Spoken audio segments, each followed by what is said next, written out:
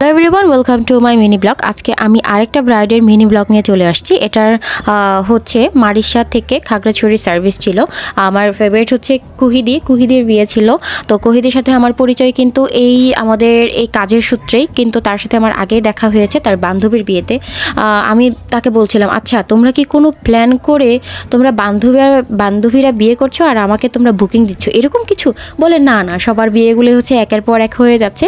এই জন্য হচ্ছে আমি কিন্তু কোহিদের বান্ধবীকে আগে সাজিয়েছিলাম, তারপরে কোহিদের বিয়েটার ডেট আসলো। মেকআপ করানোর সময় আমি আসলে ক্লিপস নিতে পারিনি। আমার ইদানিং কেন জানি না, মানে ইচ্ছে করে না যে কাউকে বলবো যে একটু কষ্ট করে আমাকে ভিডিও করে দাও, এই জিনিসটা আর হয়ে ওঠে না। তো আমি যখনই ফ্রি থাকি আমি তখনই টুকটাক করে ভিডিও করি। তো এটা হচ্ছে বরপক্ষ আসার পরে, আর এটা ছিল হচ্ছে কোহিদের সকালবেলা তার বাসায় পরে থাকার যে অ্যাটায়ারটা, সেটা আমার কাছে এই কালার কম্বিনেশনটা খুবই ভালো লেগেছে। আর মনে হয়েছে তার চেহারাটা হচ্ছে একদম ফুটে উঠেছে আর কি এই কালারটা দিয়ে।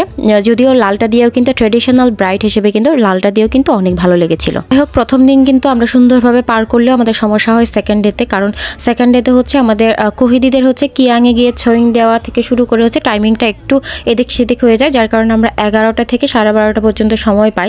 তো 1.5 ঘন্টায় আসলে হেয়ার সহ, প্রপারলি হেয়ার সহ, ফেস সহ কিন্তু আসলে ব্রাইডাল মেকআপ হয় না। তো এখানে হচ্ছে ব্রাইডকে ড্রেস চেঞ্জ, মানে বরপক্ষ থেকে আনিয়ে দেওয়া ড্রেস চেঞ্জ করে তাকে বললাম যে একটু পোজ মারো, সে হচ্ছে একটু লম্বা করে একটা হাসি দিল।